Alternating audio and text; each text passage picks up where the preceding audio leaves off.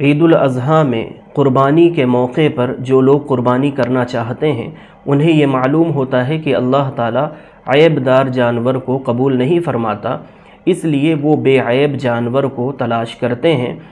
اور ظاہری طور پر وہ یہ جانچنے پرکھنے اور چھان بین کرنے کی کوشش کرتے ہیں کہ ہمارے جانور میں کسی طرح کا کوئی عیب نہیں ہونا چاہیے، کیونکہ آقا کریم صلی اللہ تعالیٰ علیہ وسلم نے، جیسا کہ سیدنا براء ابن عازب رضی اللہ تعالیٰ عنہ کی روایت سنن ترمذی کتاب الاضاحی عن رسول اللہ صلی اللہ تعالیٰ علیہ وسلم میں موجود ہے کہ آقا کریم صلی اللہ تعالیٰ علیہ وسلم نے 4 عیب گنوائے کہ جو قربانی کے جانور میں نہیں ہونا چاہیے، جیسا کہ وہ اتنا لنگڑا نہ ہو کہ جس کا لنگڑا پن بالکل ظاہر ہو، دوسرا ایسا اندھا جانور نہ ہو کہ جس کا اندھا پن بالکل ظاہر ہو، اور تیسرا عیب یہ کہ وہ اتنا بیمار نہ ہو کہ جس کی بیماری اتنی ظاہر ہو کہ وہ اٹھ کر کے قربان گاہ تک بھی نہ جا سکتا ہو، چوتھا عیب آقا کریم صلی اللہ تعالیٰ علیہ وسلم نے یہ فرمایا کہ اتنا لاغر اور اتنا کمزور جانور نہ ہو کہ جس کی ہڈیوں میں مغز باقی نہ ہو، ختم ہو گیا ہو۔ اسی طرح سے سیدنا مولا علی کرم اللہ تعالیٰ وجہ الکریم کی جو روایت ہے، اسی سنن ترمذی کی 1504 نمبر روایت، تو سیدنا مولا علی کرم اللہ تعالیٰ وجہ الکریم نے آقا کریم صلی اللہ تعالیٰ علیہ وسلم کے فرمان کی روشنی میں 2 اور چیزیں بتلائیں، ایک یہ کہ اس کے سینگ ٹوٹے ہوئے نہیں ہونا چاہیے، دوسرا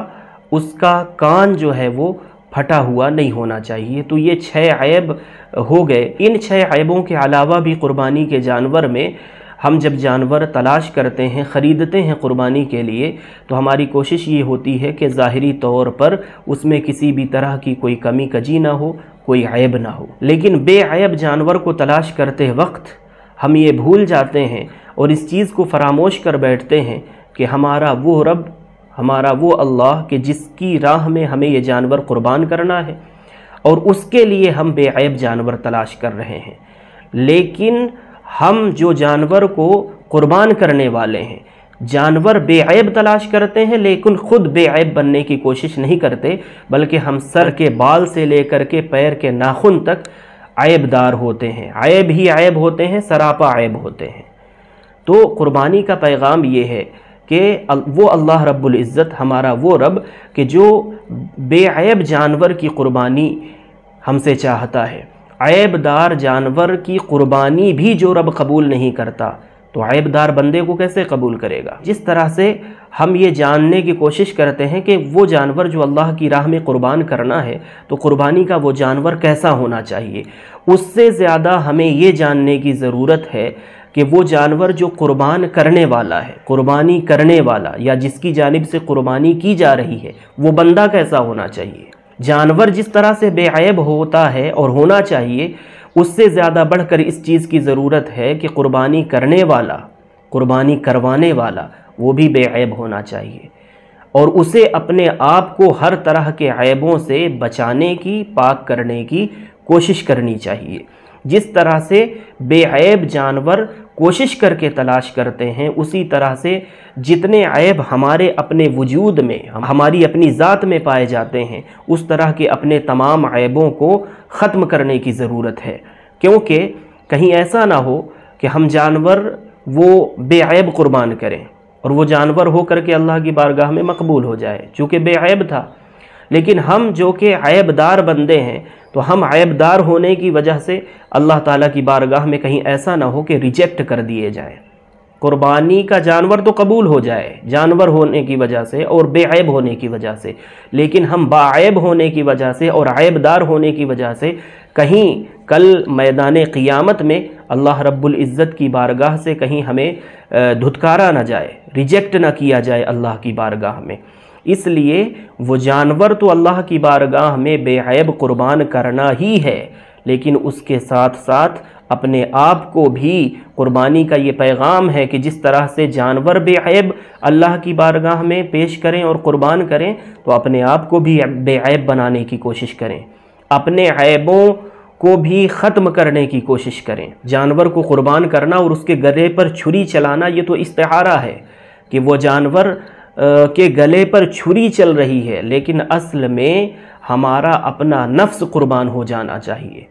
ہماری تمام خواہشیں وہ ذبح ہو جانی چاہیے، اللہ کی مرضی کے سامنے ہماری پوری انا قربان ہو جانی چاہیے۔ یہ قربانی کا پیغام ہے، یہ قربانی کا میسج ہے۔ ہمارا پورا وجود اور ہماری ساری زندگی اللہ رب العزت کی اطاعت میں اور اس کے پیارے حبیب علیہ السلام کی اطاعت و اتباع میں قربان ہو جانا چاہیے۔ اگر ہم قربانی کی اس روح تک پہنچتے ہیں تو وہ جانور ذبح کرنے کا فائدہ ہمیں ملے گا، اور بے عیب جانور کو قربان کرتے ہیں اور اپنے عیبوں کو دور کرنے کی کوشش پوری زندگی اگر نہیں کرتے ہیں، عید الاضحیٰ کے دن بھی نہیں کرتے ہیں، عید الاضحیٰ کے دن بھی اللہ کا ایک حکم مانتے ہیں، جانور قربان کرتے ہیں اور فجر میں سو رہے ہوتے ہیں، ظہر، عصر، مغرب، عشاء تمام جو فرائض ہیں ان کو فراموش کر رہے ہوتے ہیں۔ تو بے عیب جانور کو قربان کیا ہے ہم نے، اور اپنے آپ کو ہم میں اتنا عیب ہے اللہ کی نافرمانی کی وجہ سے اور اپنی معصیتوں کی وجہ سے، گناہوں کی وجہ سے، تو ان عیبوں کو بھی تو دور کرنے کی ضرورت ہے۔ تو عید الاضحیٰ کا اور قربانی کا میسج یہی ہے، پیغام یہی ہے کہ جس طرح سے جانور بے عیب تلاش کرتے ہیں، اسی طرح سے اپنی ذات کو، اپنے وجود کو، اپنے ایمان کو اور اپنے اخلاق کو بے عیب بنانے کی کوشش کرنی ہے۔ اور بے عیب جانور کو قربان کر کے جس طرح سے ہمیں اطمینان ہوتا ہے کہ ظاہری طور پر اس جانور میں کوئی عیب نہیں تھا، تو انشاءاللہ تعالی یہ اللہ کی بارگاہ میں مقبول ہو گیا ہوگا۔ تو جب ہم اپنے ایمان کو، اپنے اخلاق کو اور اپنے آپ کو بے عیب بنا لیں گے، تب پھر اطمینان کا سانس لیں کہ ہو سکتا ہے کہ اب میں اللہ کی بارگاہ میں مقبول ہو جاؤں، میرا ایمان، میرا اخلاق، میرا کردار اور میری زندگی اللہ کی بارگاہ میں مقبول ہو جائے۔ اور اگر یہ عمل نہیں کرتے، اپنی طہارت کا عمل نہیں کرتے، اپنے آپ کو پاک کرنے کا عمل نہیں کرتے، اور اپنے وجود کو، اپنے ظاہر کو، اپنے ایمان کو، اپنے اخلاق کو اگر بے عیب نہیں بناتے، تو بے عیب جانور کو قربان کر کے بھی آپ کو یہ ضمانت نہیں مل سکتی کہ آپ اللہ کی بارگاہ میں مقبول ہیں یا مقبول نہیں ہیں۔ اللہ کی بارگاہ کی مقبولیت کے لیے جس طرح سے وہ جانور اللہ کی بارگاہ میں مقبول ہوتا ہے جو بے عیب ہوتا ہے، عیب دار جانور اللہ قبول نہیں کرتا، تو یاد رکھیں کہ عیب دار بندہ بھی اس کی بارگاہ میں قبول نہیں ہوگا۔ اس لیے اس قربانی کے پیغام کو جو میں نے بار بار ریپیٹ کیا ہے اسے یاد کریں، جانور بے عیب قربان کریں اور خود اپنے آپ کو بھی عیبوں سے پاک کرنے کی کوشش کرتے رہیں اور بے عیب بننے کی کوشش جاری رکھیں۔